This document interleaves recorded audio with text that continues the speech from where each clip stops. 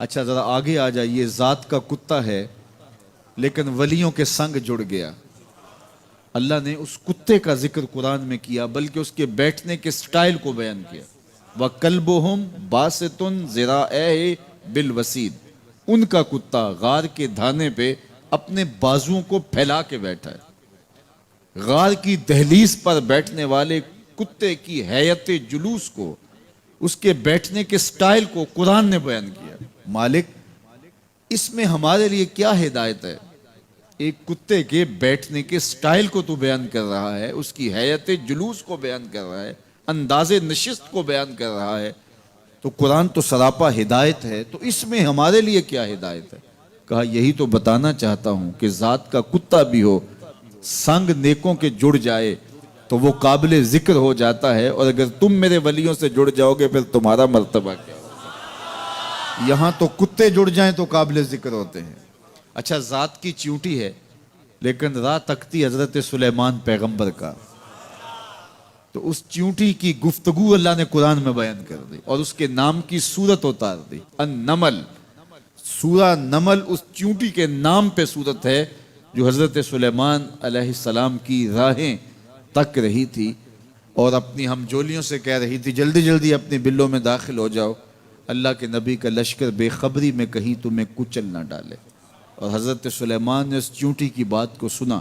فَتَبَسَّمَ ضَاحِكًا مِّن قَوْلِهَا، اور مسکرا بھی پڑے. تو چیونٹی بھی ہو، گھوڑے بھی ہوں، کتے بھی ہوں، لیکن جب اچھے لوگوں کے سنگ جڑ جائیں، نسبت بلند ہو جائے تو وہ قابل ذکر ہو جاتے ہیں. تو ہیں گھوڑے لیکن میرا رب رب ہو کے قرآن میں ان گھوڑوں کی اداؤں کی قسمیں کر رہا ہے. وَالْعَادِيَاتِ ضَبْحًا فَالْمُورِيَاتِ قَدْحًا فَالْمُغِيرَاتِ صُبْحًا فَأَثَرْنَ بِهِ نَقْعًا وَوَسَطْنَ بِهِ جَمْعًا.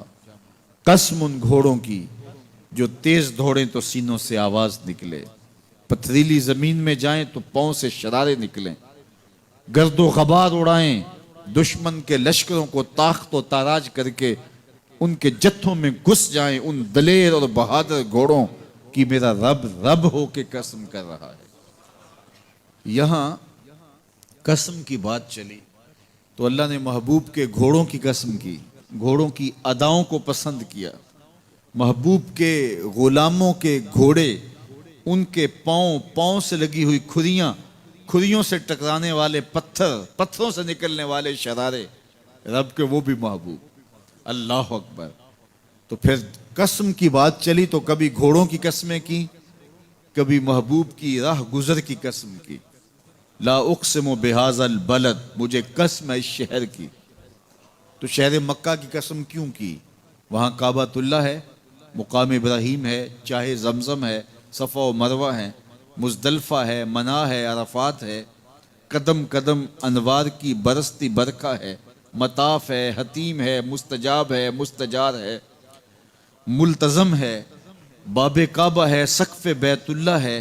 قدم قدم پہ انوار برس رہے ہیں. شاید میرے رب نے قسم اس لیے کی ہو، شاید قسم اس لیے کی ہو، لیکن میرا رب کہتا ہے لا اقسم بہذا البلد، مجھے قسم ہے شہر کی، یعنی شہر مکہ کی. کیوں؟ یہاں کعبۃ اللہ ہے، یہاں مقام ابراہیم ہے، یہاں مزدلفہ ہے، منا ہے، عرفات ہے. کیوں قسم؟ وانت حل بہذا البلد، محبوب اس شہر کی گلیوں نے تیرے قدم چومے. اے انت مقیم فی ھذا البلد، امام قرطبی نے اس کا مفہوم بیان کیا. محبوب آپ کی اقامت اس شہر میں ہے، آپ کے سانسوں کی خوشبو سونگھی ہے شہر کی فضاؤں نے، اس لیے مجھے شہر کی قسم کہ محبوب یہاں تم جو رہتے ہو. اللہ اکبر. تو محبوب کے شہر کی قسم کی. والعصر، محبوب کے زمانے کی قسم کی. والضحیٰ، محبوب کے چہرے کی قسم کی. واللیل، محبوب کی لٹکتی زلفوں کی قسم کی.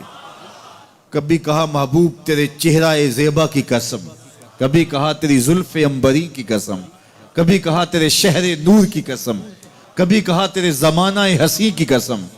اور پھر قسم کا باب چلا تو بات کہاں تک پہنچی؟ محبوب نہ صرف تیرے شہر کی قسم، نہ صرف تیری گلیوں کی قسم، نہ صرف تیرے چہرہ زیبا کی قسم، نہ تیری زلف نور کی قسم، نہ تیرے عہد زرین کی قسم. محبوب تیری قسم تو ہے ہی، تیرے غلاموں کے گھوڑوں کے پاؤں سے لگی ہوئی کھریوں کے ٹکرانے سے جو شرارے اڑتے ہیں، میں خدا ہو کے ان شراروں کو بھی پسند کرتا ہوں اور ان گھوڑوں کی بھی قسمیں کرتا ہوں۔ یہ قرآن ہے نا، والعادیات ضبحا، قسم ہے محبوب تیرے غلاموں کے گھوڑوں کی۔ اللہ اکبر، قسم ہے ان کے سینوں سے نکلتی آواز کی، قسم ہے ان کے پاؤں سے نکلتے ہوئے شراروں کی، قسم ہے ان کی خوبصورت اداؤں کی، ان اداؤں والوں گھوڑوں کی قسم۔ اللہ اکبر، یہ قسمیں کرنے کے بعد جواب قسم کیا ہے؟ دیکھیے میں یہاں بیٹھا ہوں اور میں گفتگو کے آغاز پہ ہی قسمیں اٹھانا شروع کر دوں۔ مجھے قسم ہے رب کعبہ کی، مجھے قسم ہے عرش الہی کے مالک کی، مجھے قسم ہے زمین و آسمان کے خالق کی، تو قسموں پہ قسمیں کرتا جاؤں تو جو مجھے غور سے سننے کا عادی نہیں بھی ہے تو وہ بھی متوجہ ہو جائے گا اور سننے کے لیے بے چین ہو جائے گا کہ حضرت قسموں پہ قسمیں اٹھائے جا رہے ہیں، کوئی بات ہے آج تو میرا رب رب ہو کے قسمیں کر رہا ہے۔ تو اس کے بعد جواب قسم کیا ہے؟ تو کان کھڑے ہو گئے، روحوں میں پیاس بڑھ گئی اور سماعتیں بچھ گئی کہ میرے مالک تو قسموں پہ قسمیں کر رہا ہے، کبھی گھوڑوں کی اداؤں کی قسمیں، کبھی ان کے سینوں سے نکلتے ہوئے جو ہے وہ اس مہیب آواز کی قسمیں، کبھی پاؤں سے اڑتے ہوئے شراروں کی باتیں اور کبھی ان کے پاؤں سے اڑتی ہوئی دھول کی کہانیاں۔ تو قسم پہ قسم، اور قسمیں بھی گھوڑوں کی، تو کوئی بات ہوگی۔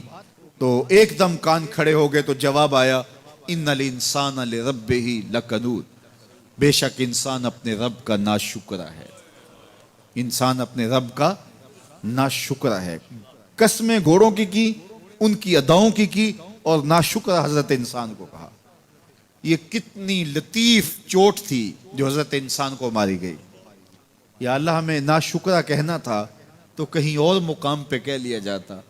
گھوڑوں کی تو قسمیں کرے اور ہمیں ناشکرا کہے، گھوڑوں کی قسمیں ہو رہی ہوں اور انسان کو ناشکرا کہا جائے، انسان کو ناشکرا کہنا تھا تو کسی اور موقع پہ کہہ لیا جاتا۔ کہا یہی تو سمجھانا چاہتا ہوں کہ چم میٹھا نہیں ہوتا، کم میٹھا ہوتا ہے۔ تو ذات کے گھوڑے بھی ہوں لیکن کام کریں تو مجھے وہ بھی اچھے لگتے ہیں، اور تم انسان بنے ہو، نقوش بڑے اچھے ہیں، قدے رانا رکھتے ہو، جھیل جیسی آنکھیں ہیں، اور تم چلتے ہو تو قیامت چلتی ہے، لیکن مجھے تم اچھے نہیں لگتے اگر تم ناشکرے ہو۔ یہ ہیں ذات کے گھوڑے لیکن میرے محمد عربی کے غلاموں کے غلام ہیں، مجھے اچھے لگتے۔ تو وہ چم نہیں دیکھتا، وہ کم دیکھتا ہے۔ تو ذات کے گھوڑے بھی ہوں لیکن نسبت ہو میرے حضور سے، نسبت میرے رسول سے ہو تو رب کو وہ اچھے لگتے ہیں۔ تو کہا والعادیات ضبحا فالموریات قدحا فالمغیرات صبحا فاثرن به نقعا فوسطن به جمعا ان الانسان لربہ لکنود، بے شک انسان اپنے رب کا ناشکرا ہے۔ اللہ اکبر۔ پھر فرمایا وَإِنَّهُ عَلَىٰ ذَلِكَ لَشَهِيدٌ، اس پر کسی دلیل کی ضرورت نہیں ہے کہ یہ ناشکرا ہے، یہ خود اس کا گواہ ہے۔ ذرا اپنے اندر اتر کے دیکھے کہ یہ کھڑا کہاں ہے، یہ کس قدر نعمتیں پانے کے باوجود شکوے کی زبان کھولے رکھتا ہے۔ یہ ناشکرا ہر وقت اس کی نعمتوں کی ناشکری کرتا رہتا ہے۔ جتنی نعمتیں اس کو عطا کی، اس کو تو ہم نے جو چمکتی روشن آنکھیں دی ہیں، اس کو بولتی زبان بخشی ہے، خوبصورت چہرہ دیا ہے، قد رانا بخشا ہے، اس کو دماغ دیا ہے، دماغی قوتیں عطا کی ہیں، اور اس کو سننے والے کان دیے، اس کی زبان پہ ذائقے رکھ دیے، نظام انہضام، نظام تنفس، کیا کیا نہیں سے عطا کیا، لیکن ہر وقت یہ ناشکری کے کلمات ہی بولتا رہتا ہے۔ میرے پاس یہ بھی نہیں، یہ میرے پاس یہ بھی نہیں، میرے پاس یہ بھی نہیں۔ دیکھیں اس کے پاس کیا کیا اس کے مالک نے عطا کیا ہے۔ تو یہ ہر وقت ناشکری، اور پھر جوں ہم قیامت کے قریب ہوتے چلے جا رہے ہیں، ناشکری بڑھتی چلی جا رہی ہے۔ میں کوئی بہت لمبی عمر نہیں رکھتا، لیکن مجھے آج سے 35 سال پہلے کے حالات کی ہوش ہے، اور جو میرے سے زیادہ عمر میں ہیں وہ اس سے پہلے کے حالات جانتے ہیں۔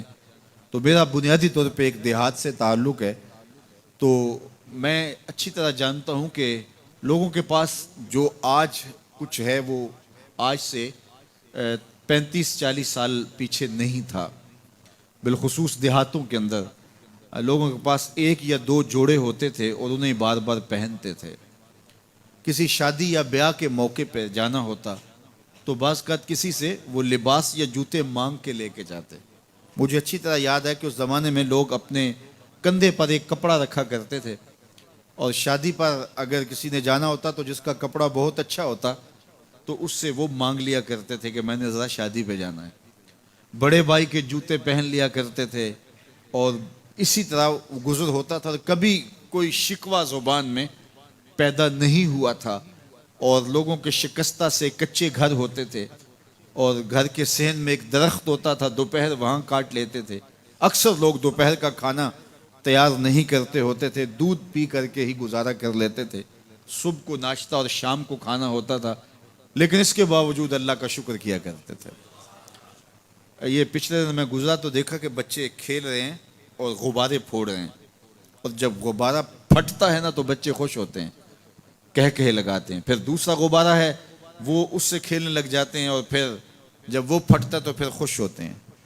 تو میں ذرا رک گیا اور اس منظر کو دیکھنے لگا، اور پھر میں نے کہا کہ غبارہ پھٹتا ہے تو یہ بچے خوش ہوتے ہیں، لیکن جب ہمارا زمانہ ہوتا تھا، جب ہم بچے تھے تو غبارہ پھٹتا تھا، ہم رونے لگ جاتے تھے، چونکہ کھیل ہی ختم ہو جاتا تھا. ایک ہی غبارہ ہوتا تھا 5-6 بچوں کے پاس، اور غبارہ پھٹ گیا تو کھیل ختم، تو سارے رونے لگ جاتے تھے. اور اب یہ غبارے پہ غبارہ پھوڑ رہے ہیں اور خوش ہو رہے ہیں، تو کہاں سے کہاں ہم آ پہنچے. لیکن اس زمانے میں اگر کسی سے پوچھا جاتا، لوگ پیدل سفر کرتے اور لباس بھی پورے نہ ہوتے، تو جب کسی سے پوچھا جاتا کیا حال ہے تو وہ لمبا ہاتھ کر کہتا ہے اللہ کا شکر ہے. اس کی باڈی لینگویج بتاتی تھی کہ وہ اس کا رواں رواں اللہ کا شکر ادا کر رہا ہے. تو اس کا لہجہ بتاتا تھا، اس کا انداز بتاتا تھا کہ وہ اللہ کا شکر کس گہرائی قلب سے کر رہا ہے. تو وہ کہتے ہیں اللہ کا شکر ہے. اور آج جب کہ اتنی نعمتیں لوگوں کو میسر ہیں، اتنا کچھ نصیب ہے، عالی نصب گھروں میں رہتے ہیں، لمبی لمبی گاڑیاں ہیں، سہولتیں ہیں، آسودگیاں ہیں، آسائشیں ہیں، مالی آسودگی ہے، رہائشی آسودگی ہے، کھانے پینے کے وافر سامان ہیں، ٹیبل پہ اتنے کھانے لگے ہوئے ہوتے ہیں کہ باری نہیں آتی کھانے کی. اور اس قدر لباس ہے کہ موسم گزر جاتا ہے اور بعض لباس بدلنے کی باری نہیں آتی. لیکن اس کے باوجود کسی سے پوچھے جناب کیا حال ہے، آسودہ حال شخص سے بھی پوچھیں تو وہ بھی بڑے آہستگی سے کہتا ہے بس چل ہی رہا ہے. تو وہ زمانہ تھا کہ جب لوگوں کے پاس کچھ تھا نہیں تو لمبا ہاتھ کر کے کہتے، تشکر کا لہجہ کتنا دل آویز تھا، اللہ کا شکر ہے. اور آج کہتے بس گزر ہو ہی رہی ہے، بس چل ہی رہا ہے. تو ناشکری بڑھتی چلی جا رہی، اتنا کچھ ہونے کے باوجود جو ہے وہ ان کا بھی چل ہی رہا ہے. تو کہا ان الانسان لربہ لکنود، بے شک انسان اپنے رب کا ناشکر ہے. اتنی نعمتیں کھانے کے باوجود، اتنی دولتیں سمیٹنے کے باوجود، اتنی عزتیں پانے کے باوجود، اتنی آسائشیں حاصل کر چکنے کے باوجود، دولت کے اتنے انبار رکھنے کے باوجود، اس کی زبان بولتے ہوئے کتنے بخل سے کام لیتی ہے کہ بس گزر اوقات ہو ہی رہی ہے. او میاں تیرے رب نے تجھے اتنا کچھ دیا، یہ دولتیں، یہ دولتوں کے انبار، یہ آسودگیاں، یہ بہاریں، یہ سب کچھ نہ ہوتا، تجھے زندگی بخش دی تھی، اس کا ہی شکر تیرے اوپر واجب تھا. اللہ اکبر. اللہ نے حضرت انسان کو یہ جو کچھ دیا ہے، کتنی چیزیں ہیں ہمیں پتہ بھی نہیں کہ وہ نعمت ہے، لیکن اللہ نے ہمیں عطا کی ہے.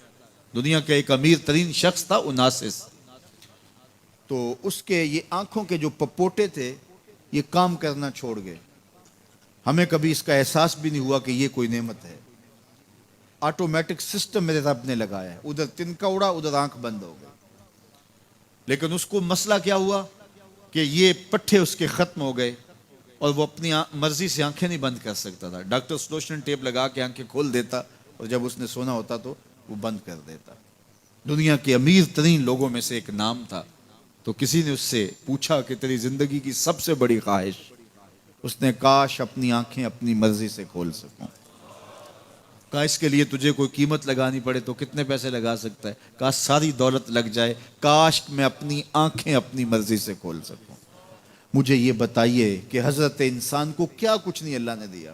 یہ لعاب ہے نا، لعاب ہم روز تھوکتے ہیں، یہ مقدار سے کچھ کم ہو جائے تو بولنے میں دقت، نظام خراب. یہ جو لعاب ہمارے منہ میں آتا ہے جو ہم تھوک دیتے ہیں، یہ قدرتی گریس ہے جو بولنے میں مدد دیتی ہے، نظام انہضام کو ٹھیک رکھتی ہے، اور اگر یہ لعاب کم ہو جائے مقدار سے تو نظم خراب ہو جائے۔ اللہ اکبر۔ تو ہم نے کبھی سوچا کہ یہ بھی نعمتیں ہیں؟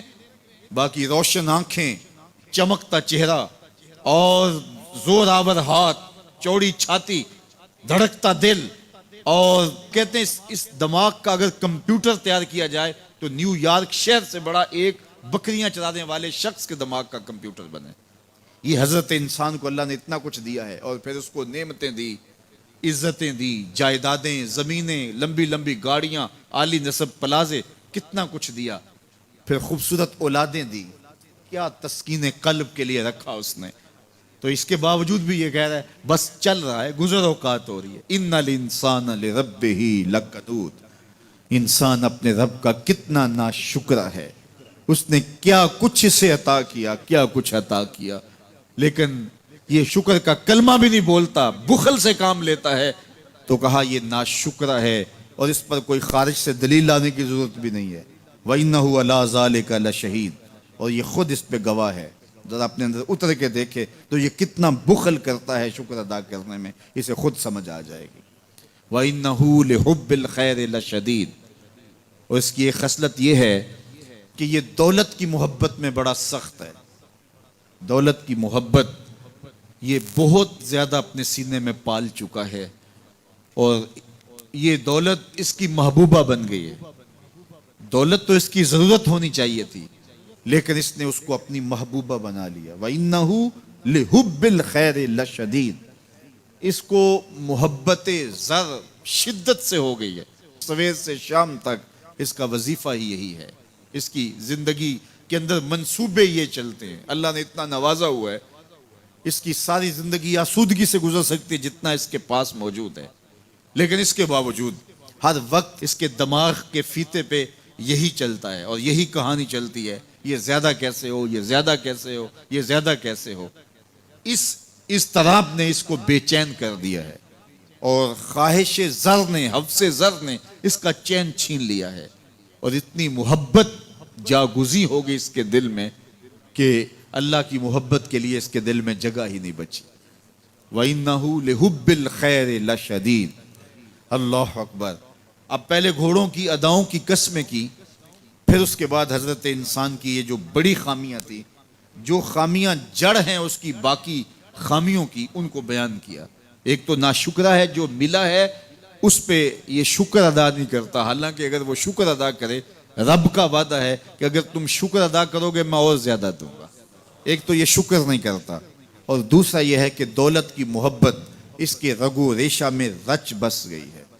بلکہ اللہ تعالیٰ نے ان بد نصیب لوگوں کی کہانی بیان کرتے ہوئے کہا جو دولت کو مقصود ہی بنا بیٹھے، الذی جمع مالا وعدد، یہ وہ بد نصیب لوگ ہیں جو مال کو جمع کرتے ہیں اور گنتے رہتے ہیں، بار بار حساب کرتے ہیں۔ الذی جمع مالا وعدد، مال کو جمع کیا، وعدد، اور بار بار اس کو گنتے رہے، اتنے ہو گئے، اب اتنے ہو گئے۔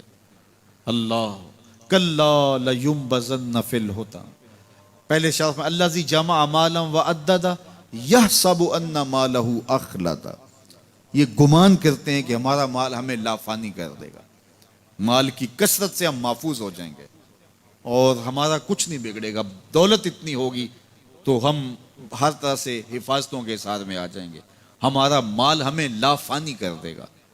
یحسب ان مالہ اخلد، اللہ تعالیٰ نے فرمایا کلا، ایسا ہرگز نہیں ہے، یہ تمہاری بھول ہے کہ مال تمہیں لافانی کر دے گا، مال تمہیں مرنے نہیں دے گا، مال تمہیں محفوظ کر لے گا، کلا، ایسا ہرگز نہیں ہے، بلکہ کیا ہے، لَيُنبَذَنَّ فِي الْحُطَمَةِ، ہم تمہیں پکڑ کے آگ میں ڈال دیں گے۔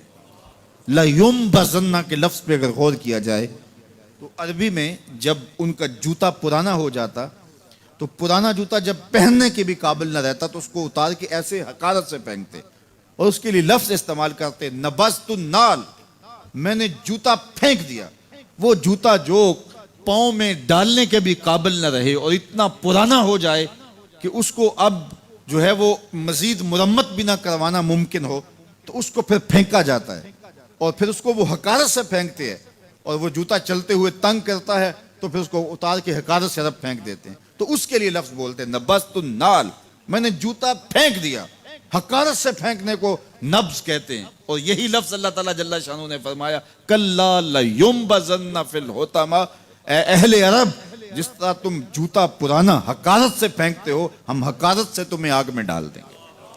کلا لینبذن فی الحطمہ، یہ ان مالداروں کی کہانی ہے جنہوں نے مال کو اپنا معبود بنا لیا، مال کو اپنا مقصود بنا لیا، مال مال مال، ہر قدر پامال کر دی، ہر قدر کی قربانی دے دی مال کے بدلے، اور مال ہی ان کا مقصود بن گیا، اور یہ سمجھے کہ یہ مال جو ہے وہ ان کو لافانی کر دے گا، ان کو مرنے نہیں دے گا، ان کے لیے حفاظتی حصار بن جائے گا۔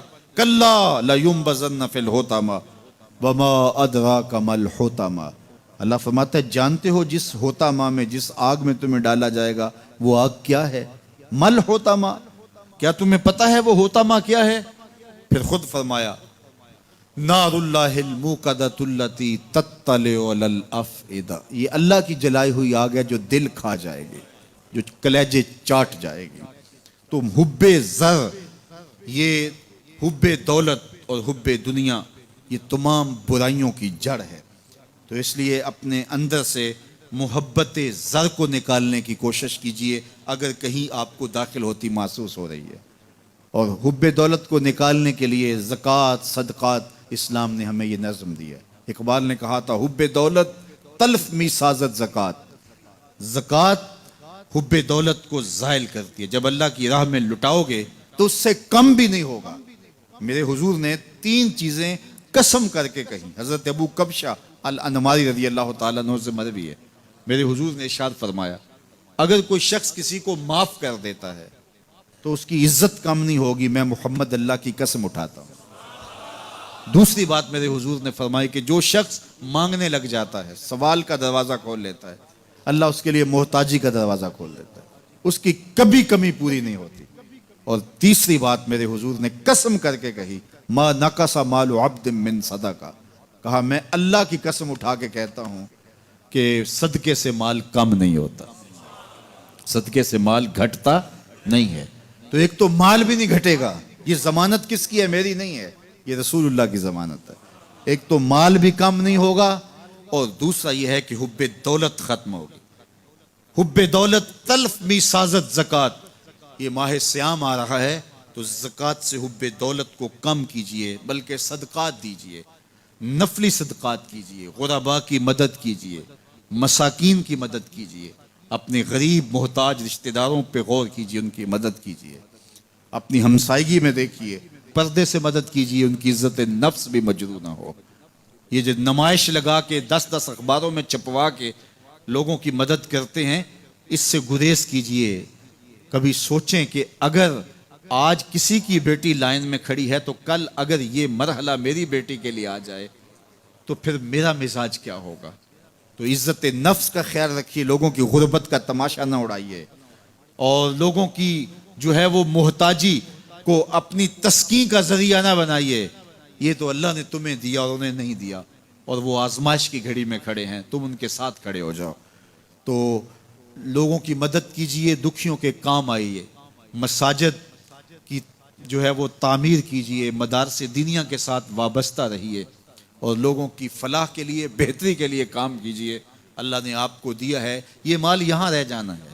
میرے حضور نے فرمایا ابن آدم کہتا ہے میرا مال میرا مال، اس کا مال وہ ہے جو اس نے کھایا یا پہنا اور پرانا کر دیا یا آگے بھیج دیا، باقی اس کا نہیں ہے، وہ وارثوں کا ہے۔ مرتے ہی ورثہ بن جائے گا، مرتے ہی ترکہ بن جائے گا، کفن بھی میلا نہیں ہونے دیں گے کہ بعض اولادیں تو بانٹ لیتی ہیں۔ اللہ اکبر، وہ گھر جو ان کے لیے بنایا تھا، ایک رات بھی تجھے اس گھر میں رکھنے کے لیے تیار نہیں ہوں گے۔ آج تیرا نام چھن گیا، آج کوئی یہ نہیں کہتا کہ پیچھے اس امام کے اور حاضر اس چودھری صاحب کے، حاضر اس میت کے، آج تو ڈیڈ باڈی بن گیا، آج تو میت بن گیا۔ آج خان صاحب، ملک صاحب، چودھری صاحب، پیر صاحب، مفتی صاحب، تیرے سارے ٹائٹل چھین لیے گئے۔ آج پیچھے اس امام کے اور دعا واسطے حاضر اس میت کے، آج تو میت بن گیا۔ آج تیرا لباس بھی پھاڑ کے اتارا ہے، آج تیرے انگوٹھے باندھ دیے گئے ہیں، ناک میں روئی ٹھونس دی گئی ہے، آج تو غسال کے رحم و کرم پہ ہیں، وہ تجھے ادھر الٹ دے یا ادھر پلٹ دے، اب تیرے پاس کوئی اختیار ہی باقی نہیں رہا۔ میاں صاحب بولے جاندی واری ڈرونا بنےوں تے ہاتھ نہ لاندے ڈرتے۔ آج اولاد بھی دور ہے، پوتے اور پوتیاں بھی ڈرتی ہیں، جاندی واری ڈرونا بنےوں تے ہاتھ نہ لاندے ڈر دے، جنہ لئی تو پاپ کمائے اج کتھے نہیں تیرے کر دے۔ آج سارے چلے گئے، تو آج اپنے ہاتھ سے اپنی زندگی کو سنوارنے کے عمل کی طرف بڑھیں اور راہ خدا میں خرچ کریں، دکھیوں، مجبوروں اور لاچاروں کے کام آئیں۔ اللہ آپ کی مدد کرے گا اور حب دنیا کم ہوگی۔ اللہ تعالیٰ جل شانہ نے سورہ عادیات میں پہلی 5 آیات میں قسمیں کی، پھر 3 آیات میں جو ہے وہ حضرت انسان کی وہ کمیاں، کوتاہیاں جن کی بنیاد پر باقی گناہ سرزد ہوتے ہیں ان کو بیان کیا، اور اس کے بعد پھر علاج بھی قرآن نے بتایا، اور کس قدر اس کو چوٹ لگائی۔ افلا یعلم اذا بعثر ما فی القبور وحصل ما فی الصدور ان ربهم بهم یومئذ لخبیر۔ افلا یعلم اذا بعثر ما فی القبور، اے اکڑ کے چلنے والے، اے ناشکر انسان، اے دولت کے پجاری، وہ وقت یاد کر جب تو قبر سے اٹھایا جائے گا۔ اس وقت کفن بھی چھین لیا جائے گا۔ اب سب کو چھین لیا گیا، دولت، بینک بیلنس، تیری جائیدادیں، پلازے، گاڑیاں، گھر، کوٹھیاں، بنگلے، سب کچھ یہیں رہ گیا، صرف ایک چادر کفن کے لے کے جا رہا ہے۔ لیکن جب قبر سے اٹھایا جائے گا یہ کفن کی چادر بھی رہ جائے گی، برہنہ اٹھایا جائے گا۔ اللہ اکبر، نہ پاؤں میں جوتے، نہ سر پہ پگڑی، نہ بدن پہ کپڑا، برہنہ اٹھایا جائے گا۔ سیدہ عائشہ رضی اللہ تعالیٰ عنہ نے سنا تو کانپنے لگی، عرض کی حضور قبر سے برہنہ اٹھائے جائیں گے تو ایک دوسرے سے حیا نہیں آئے گی؟ فرمایا عائشہ معاملہ اس سے بھی آگے ہے، کسی کو ہوش ہوگی تو حیا آئے گی، ہوش اڑے ہوئے ہوں گے، خوف قیامت طاری ہوگا، قبروں سے یوں لوگ اٹھائے جائیں گے۔ افلا یعلم اذا بعثر ما فی القبور، اب بوسرا کا جو مفہوم ہے، جو ترجمہ اور معنی ہے وہ تو رہے، بوسرا کا جو صوتی آہنگ ہے، جب بولتے ہوئے ایک جھٹکا لگتا ہے تو قبروں سے اٹھتے ہوئے لوگوں کی کیفیت معلوم کرنے کے لیے بوسرا کا صوتی آہنگ ہی کافی ہے۔ افلا یعلم اذا بعثر ما فی القبور وحصل ما فی الصدور، حصلہ کے اوپر جو تشدید ہے، یہ معنی کو کتنی خوبصورتی کے ساتھ ایک مجسم پیکر میں سامنے لا رہی ہے۔ اللہ فرماتا پھر وہ وقت آئے گا جو سینے میں ہوگا وہ تشت ازبام ہو جائے گا۔ آج آپ مجھے نیک سمجھتے ہیں، میں آپ کو اچھا سمجھتا ہوں، لیکن میرے سینے کے اندر کیا چل رہا ہے یہ آپ کو نہیں پتا۔ یہ میں تقریر چہک چہک کے کر رہا ہوں، اس کے پیچھے کیا ہے؟ میں آپ کے دل اپنی جانب موڑنا چاہتا ہوں، آپ کی جیبیں خالی کرنا چاہتا ہوں، یا میں آپ کے سامنے پاک اور ستھرا اور بڑا جو ہے وہ نیکوکار بننا چاہتا ہوں، یا میرا مقصد رضائے الہی ہے؟ یہ مجھے پتہ ہے، آپ کو نہیں پتہ۔ آپ کہاں ہیں، کہاں کھڑے ہیں، میں آپ کو اچھا سمجھتا ہوں، لیکن آپ کو پتہ ہے کہ ہم کہاں کھڑے ہیں۔ لیکن قیامت کے دن یہ ساری چیزیں سامنے آ جائیں گی۔ وَحُصِّلَ مَا فِي الصُّدُورِ، اور سورہ الطارق میں فرمایا یوم تبل السرائر فما لہو من قوت ولا ناصر، اس دن سارے راز کھول دیے جائیں گے اور کوئی طاقت نہیں ہوگی جو ان رازوں کو کھلنے سے روک سکے گا۔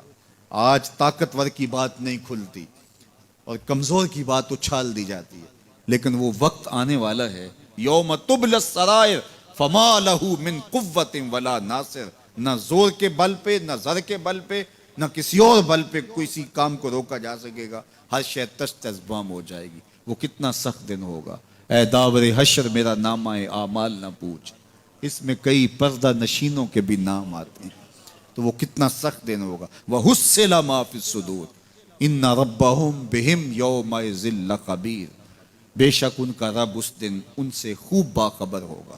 وہ آج بھی باخبر ہے، لیکن آج کئیوں کو یقین نہیں کہ وہ باخبر ہے، لیکن اس دن سب کو یقین ہو جائے گا کہ میرا رب اس سے باخبر ہے۔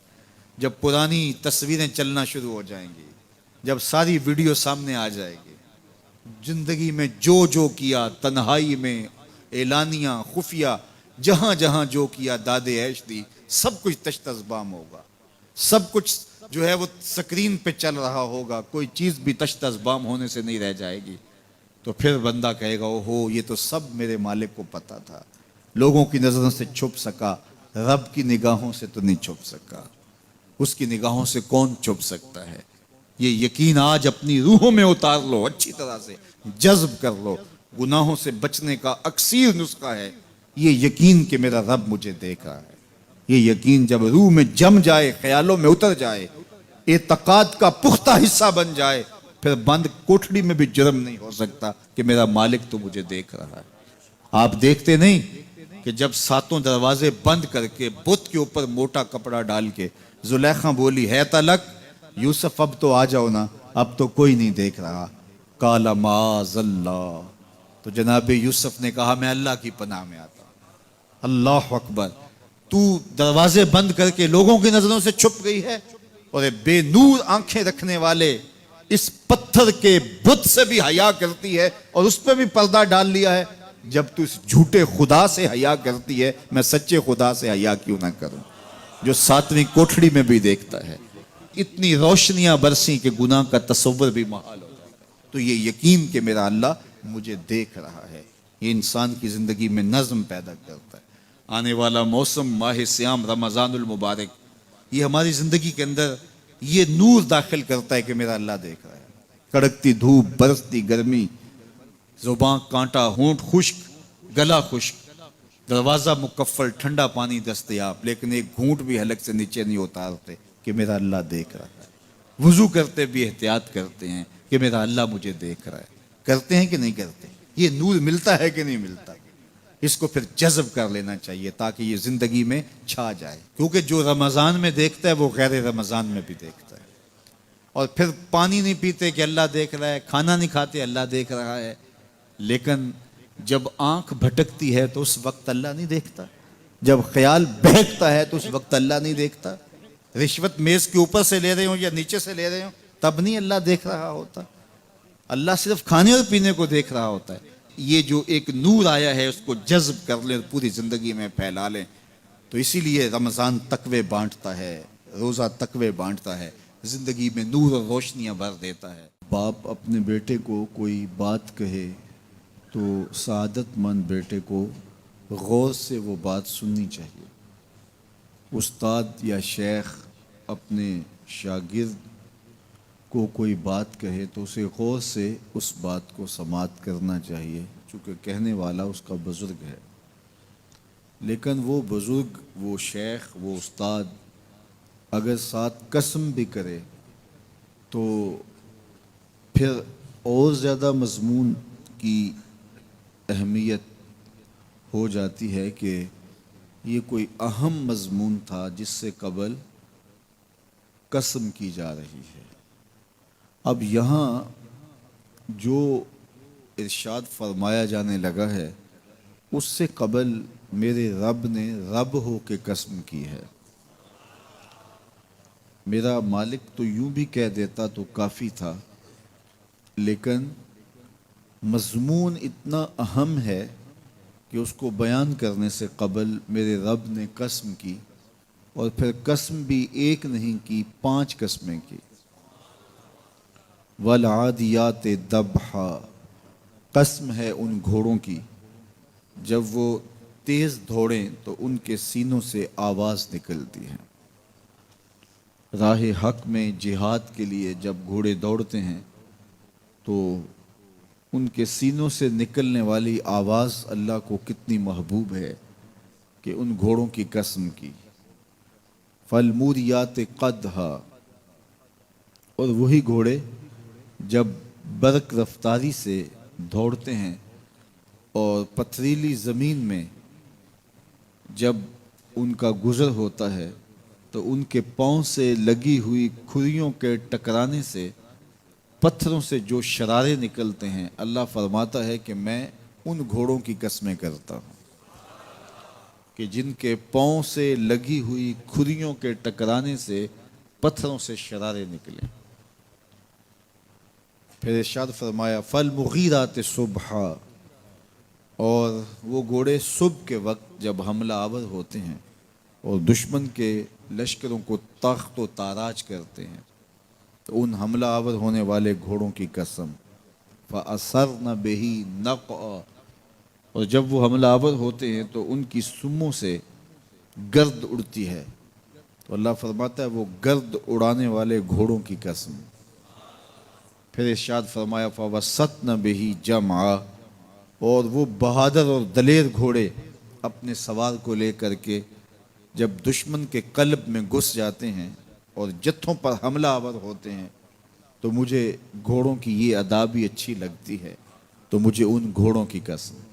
تو 5 قسمیں کی قسم ہے ان گھوڑوں کی جو دوڑتے ہیں تو ان کے سینوں سے آواز نکلتی ہے، قسم ہے ان گھوڑوں کی کہ جب وہ پتھریلی زمین سے گزریں تو ان کے پاؤں سے لگی ہوئی کھریوں کے ٹکرانے سے پتھروں سے جو شرارے نکلیں، قسم ہے مجھے ان گھوڑوں کی جو لشکروں کو تاخت و تاراج کریں، قسم ہے ان گھوڑوں کی جب وہ حملہ آور ہوں تو گرد اڑے، اور قسم ہے ان گھوڑوں کی جو لشکروں کے کلیجے چیر دیں اور آگے بڑھ جائیں اور دشمنوں کے جتھوں پہ حملہ آور ہوں۔ تو ان 5 قسم کے گھوڑوں کی میرے رب نے قسم کی ہے۔ اللہ اکبر، میرے مالک ذات کے گھوڑے اور تو ان کی قسمیں کرے، تو کہا کہ یہ گھوڑے میرے محبوب کے غلاموں کے ہیں۔ اللہ اکبر، محبوب کے غلاموں کے گھوڑوں کے پاؤں سے لگی ہوئی کھریوں کے ٹکرانے سے پتھروں سے جو شرارے نکلیں رب کو وہ بھی پسند ہیں۔ ذرا غور تو کیجئے، تو ذات کے گھوڑے بھی ہوں لیکن نسبت محبوب سے ہو تو وہ گھوڑے بھی اچھے لگتے ہیں۔ اچھا ذرا آگے آ جائیے، ذات کا کتا ہے لیکن ولیوں کے سنگ جڑ گیا۔ اللہ نے اس کتے کا ذکر قرآن میں کیا بلکہ اس کے بیٹھنے کے سٹائل کو بیان کیا۔ وَكَلْبُهُمْ بَاسِطٌ ذِرَاعَيْهِ بِالْوَسِيدِ، ان کا کتا غار کے دھانے پہ اپنے بازوؤں کو پھیلا کے بیٹھا ہے۔ غار کی دہلیز پر بیٹھنے والے کتے کی حیت جلوس کو، اس کے بیٹھنے کے سٹائل کو قرآن نے بیان کیا۔ مالک اس میں ہمارے لیے کیا ہدایت ہے؟ ایک کتے کے بیٹھنے کے سٹائل کو تو بیان کر رہا ہے، اس کی حیت جلوس کو بیان کر رہا ہے، انداز نشست کو بیان کر رہا ہے، تو قرآن تو سراپا ہدایت ہے، تو اس میں ہمارے لیے کیا ہدایت ہے؟ کہا یہی تو بتانا چاہتا ہوں کہ ذات کا کتا بھی ہو، سنگ نیکوں کے جڑ جائے تو وہ قابل ذکر ہو جاتا ہے، اور اگر تم میرے ولیوں سے جڑ جاؤ گے پھر تمہارا مرتبہ کیا ہوگا؟ یہاں تو کتے جڑ جائیں تو قابل ذکر ہوتے ہیں۔ اچھا ذات کی چیونٹی ہے لیکن راہ تکتی حضرت سلیمان پیغمبر کا، تو اس چیونٹی کی گفتگو اللہ نے قرآن میں بیان کر دی اور اس کے نام کی صورت اتار دی۔ النمل، سورہ نمل اس چیونٹی کے نام پہ صورت ہے جو حضرت سلیمان علیہ السلام کی راہیں تک رہی تھی اور اپنی ہمجولیوں سے کہہ رہی تھی جلدی جلدی اپنی بلوں میں داخل ہو جاؤ، اللہ کے نبی کا لشکر بے خبری میں کہیں تمہیں کچل نہ ڈالے۔ اور حضرت سلیمان نے اس چیونٹی کی بات کو سنا، فَتَبَسَّمَ ضَاحِكًا مِّن قَوْلِهَا، اور مسکرا بھی پڑے۔ تو چیونٹی بھی ہو، گھوڑے بھی ہوں، کتے بھی ہوں، لیکن جب اچھے لوگوں کے سنگ جڑ جائیں، نسبت بلند ہو جائے تو وہ قابل ذکر ہو جاتے ہیں۔ تو ہیں گھوڑے لیکن میرا رب رب ہو کے قرآن میں ان گھوڑوں کی اداؤں کی قسمیں کر رہا ہے۔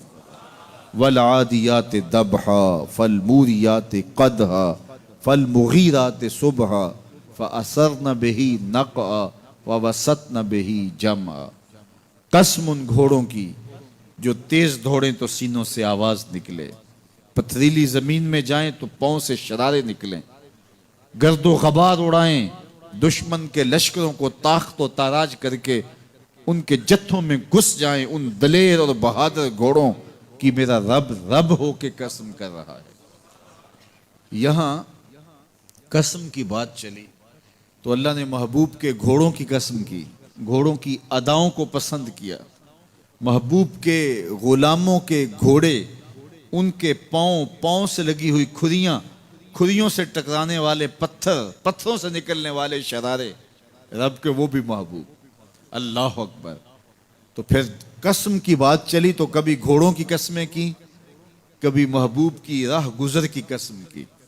لا اقسم بہذا البلد، مجھے قسم ہے اس شہر کی. تو شہر مکہ کی قسم کیوں کی؟ وہاں کعبۃ اللہ ہے، مقام ابراہیم ہے، چاہے زمزم ہے، صفا و مروہ ہے، مزدلفہ ہے، منا ہے، عرفات ہے، قدم قدم انوار کی برستی برکھا ہے، مطاف ہے، حتیم ہے، مستجاب ہے، مستجار ہے، ملتزم ہے، باب کعبہ ہے، سقف بیت اللہ ہے، قدم قدم پہ انوار برس رہے ہیں. شاید میرے رب نے قسم اس لیے کی ہو، شاید قسم اس لیے کی ہو، لیکن میرا رب کہتا ہے لا اقسم بہذا البلد، مجھے قسم ہے شہر کی، یعنی شہر مکہ کی. کیوں؟ یہاں کعبۃ اللہ ہے، یہاں مقام ابراہیم ہے، یہاں مزدلفہ ہے، منا ہے، عرفات ہے. کیوں قسم؟ وانت حل بہذا البلد، محبوب اس شہر کی گلیوں نے تیرے قدم چومے. اے انت مقیم فی ھذا البلد، امام قرطبی نے اس کا مفہوم بیان کیا. محبوب آپ کی اقامت اس شہر میں ہے، آپ کے سانسوں کی خوشبو سونگھی ہے شہر کی فضاؤں نے، اس لیے مجھے شہر کی قسم کہ محبوب یہاں تم جو رہتے ہو. اللہ اکبر. تو محبوب کے شہر کی قسم کی. والعصر، محبوب کے زمانے کی قسم کی. والضحیٰ، محبوب کے چہرے کی قسم کی. واللیل، محبوب کی لٹکتی زلفوں کی قسم کی. کبھی کہا محبوب تیرے چہرہ زیبا کی قسم، کبھی کہا تیری زلف عنبری کی قسم، کبھی کہا تیرے شہر نور کی قسم، کبھی کہا تیرے زمانہ حسین کی قسم. اور پھر قسم کا باب چلا تو بات کہاں تک پہنچی؟ محبوب نہ صرف تیرے شہر کی قسم، نہ صرف تیری گلیوں کی قسم، نہ صرف تیرے چہرہ زیبا کی قسم، نہ تیری زلف نور کی قسم، نہ تیرے عہد زریں کی قسم. محبوب تیری قسم تو ہے ہی تیرے غلاموں کے گھوڑوں کے پاؤں سے لگی ہوئی کھریوں کے ٹکرانے سے جو شرارے اڑتے ہیں. میں خدا ہو کے ان شراروں کو بھی پسند کرتا ہوں اور ان گھوڑوں کی بھی قسمیں کرتا ہوں. یہ قرآن ہے نا. والعادیات ضبحا، قسم ہے محبوب تیرے غلاموں کے گھوڑوں کی. اللہ اکبر. قسم ہے ان کے سینوں سے نکلتی آواز کی، قسم ہے ان کے پاؤں سے نکلتے ہوئے شراروں کی، قسم ہے ان کی خوبصورت اداؤں کی، ان اداؤں والوں گھوڑوں کی قسم. اللہ اکبر. یہ قسمیں کرنے کے بعد جواب قسم کیا ہے؟ دیکھیے میں یہاں بیٹھا ہوں اور میں گفتگو کے آغاز پہ ہی قسمیں اٹھانا شروع کر دوں. مجھے قسم ہے رب کعبہ کی، مجھے قسم ہے عرش الہی کے مالک کی، مجھے قسم ہے زمین و آسمان کے خالق کی. تو قسموں پہ قسمیں کرتا جاؤں تو جو مجھے غور سے سننے کا عادی نہیں بھی ہے تو وہ بھی متوجہ ہو جائے گا اور سننے کے لیے بے چین ہو جائے گا کہ حضرت قسموں پہ قسمیں اٹھائے جا رہے ہیں، کوئی بات ہے آج. تو میرا رب رب ہو کے قسمیں کر رہا ہے. تو اس کے بعد جواب قسم کیا ہے؟ تو کان کھڑے ہو گئے، روحوں میں پیاس بڑھ گئی اور سماعتیں بچھ گئی کہ میرے مالک تو قسموں پہ قسمیں کر رہا ہے. کبھی گھوڑوں کی اداؤں کی قسمیں، کبھی ان کے سینوں سے نکلتے ہوئے جو ہے وہ اس مہیب آواز کی قسمیں، کبھی پاؤں سے اڑتے ہوئے شراروں کی باتیں، اور کبھی ان کے پاؤں سے اڑتی ہوئی دھول کی کہانیاں. تو قسم پہ قسم، اور قسمیں بھی گھوڑوں کی. تو کوئی بات ہوگی. تو ایک دم کان کھڑے ہو گئے تو جواب آیا ان الانسان لربہ لکنود، بے شک انسان اپنے رب کا ناشکرا ہے، انسان اپنے رب کا ناشکرا ہے. قسمیں گھوڑوں کی ان کی اداؤں کی اور ناشکرا حضرت انسان کو کہا. یہ کتنی لطیف چوٹ تھی جو حضرت انسان کو ماری گئی. یا اللہ ہمیں ناشکرا کہنا تھا تو کہیں اور مقام پہ کہہ لیا جاتا. گھوڑوں کی تو قسمیں کرے اور ہمیں ناشکرا کہے. گھوڑوں کی قسمیں ہو رہی ہوں اور انسان کو ناشکرا کہا جائے. انسان کو ناشکرا کہنا تھا تو کسی اور موقع پہ کہہ لیا جاتا. کہا یہی تو سمجھانا چاہتا ہوں کہ چم میٹھا نہیں ہوتا، کم میٹھا ہوتا ہے. تو ذات کے گھوڑے بھی ہوں لیکن کام کریں تو مجھے وہ بھی اچھے لگتے ہیں. اور تم انسان بنے ہو، نقوش بڑے اچھے ہیں، قدے رانا رکھتے ہو، جھیل جیسی آنکھیں ہیں، اور تم چلتے ہو تو قیامت چلتی ہے، لیکن مجھے تم اچھے نہیں لگتے اگر تم ناشکرے ہو. یہ ہیں ذات کے گھوڑے لیکن میرے محمد عربی کے غلاموں کے غلام ہیں، مجھے اچھے لگتے. تو وہ چم نہیں دیکھتا، وہ کم دیکھتا ہے. تو ذات کے گھوڑے بھی ہوں لیکن نسبت ہو میرے حضور سے. نسبت میرے رسول سے ہو تو رب کو وہ اچھے لگتے ہیں۔ تو کہا والعادیات ضبحا فالموریات قدحا فالمغیرات صبحا فأثرن به نقعا فوسطن به جمعا ان الانسان لربہ لکنود۔ بے شک انسان اپنے رب کا ناشکرہ ہے۔ اللہ اکبر۔ پھر فرمایا وَإِنَّهُ عَلَىٰ ذَلِكَ لَشَهِيدٌ، اس پر کسی دلیل کی ضرورت نہیں ہے کہ یہ ناشکرہ ہے، یہ خود اس کا گواہ ہے۔ ذرا اپنے اندر اتر کے دیکھے کہ یہ کھڑا کہاں ہے، یہ کس قدر نعمتیں پانے کے باوجود شکوے کی زبان کھولے رکھتا ہے۔ یہ ناشکرہ ہر وقت اس کی نعمتوں کی ناشکری کرتا رہتا ہے۔ جتنی نعمتیں اس کو عطا کی، اس کو تو ہم نے جو چمکتی روشن آنکھیں دی ہیں، اس کو بولتی زبان بخشی ہے، خوبصورت چہرہ دیا ہے، قد رانا بخشا ہے، اس کو دماغ دیا ہے، دماغی قوتیں عطا کی ہیں، اور اس کو سننے والے کان دیے، اس کی زبان پہ ذائقے رکھ دیے، نظام انہضام، نظام تنفس، کیا کیا نہیں سے عطا کیا، لیکن ہر وقت یہ ناشکری کے کلمات ہی بولتا رہتا ہے۔ میرے پاس یہ بھی نہیں، یہ میرے پاس یہ بھی نہیں، میرے پاس یہ بھی نہیں۔ دیکھیں اس کے پاس کیا کیا اس کے مالک نے عطا کیا ہے۔ تو یہ ہر وقت ناشکری، اور پھر جوں جوں ہم قیامت کے قریب ہوتے چلے جا رہے ہیں، ناشکری بڑھتی چلی جا رہی ہے۔ میں کوئی بہت لمبی عمر نہیں رکھتا، لیکن مجھے آج سے 35 سال پہلے کے حالات کی ہوش ہے، اور جو میرے سے زیادہ عمر میں ہیں وہ اس سے پہلے کے حالات جانتے ہیں۔ تو میرا بنیادی طور پہ ایک دیہات سے تعلق ہے، تو میں اچھی طرح جانتا ہوں کہ لوگوں کے پاس جو آج کچھ ہے وہ آج سے 35-40 سال پیچھے نہیں تھا۔ بالخصوص دیہاتوں کے اندر لوگوں کے پاس 1 یا 2 جوڑے ہوتے تھے اور انہیں بار بار پہنتے تھے۔ کسی شادی یا بیاہ کے موقع پہ جانا ہوتا تو بعض اوقات کسی سے وہ لباس یا جوتے مانگ کے لے کے جاتے۔ مجھے اچھی طرح یاد ہے کہ اس زمانے میں لوگ اپنے کندھے پر ایک کپڑا رکھا کرتے تھے، اور شادی پر اگر کسی نے جانا ہوتا تو جس کا کپڑا بہت اچھا ہوتا تو اس سے وہ مانگ لیا کرتے تھے کہ میں نے ذرا شادی پہ جانا ہے۔ بڑے بھائی کے جوتے پہن لیا کرتے تھے، اور اسی طرح گزر ہوتا تھا۔ کبھی کوئی شکوہ زبان میں پیدا نہیں ہوا تھا، اور لوگوں کے شکستہ سے کچے گھر ہوتے تھے، اور گھر کے صحن میں ایک درخت ہوتا تھا، دوپہر وہاں کاٹ لیتے تھے۔ اکثر لوگ دوپہر کا کھانا تیار نہیں کرتے ہوتے تھے، دودھ پی کر کے ہی گزارا کر لیتے تھے۔ صبح کو ناشتہ اور شام کو کھانا ہوتا تھا، لیکن اس کے باوجود اللہ کا شکر کیا کرتے تھے۔ یہ پچھلے دن میں گزرا تو دیکھا کہ بچے کھیل رہے ہیں اور غبارے پھوڑ رہے ہیں، اور جب غبارہ پھٹتا ہے نا تو بچے خوش ہوتے ہیں، کہے لگاتے ہیں۔ پھر دوسرا غبارہ ہے، وہ اس سے کھیلنے لگ جاتے ہیں، اور پھر جب وہ پھٹتا تو پھر خوش ہوتے ہیں۔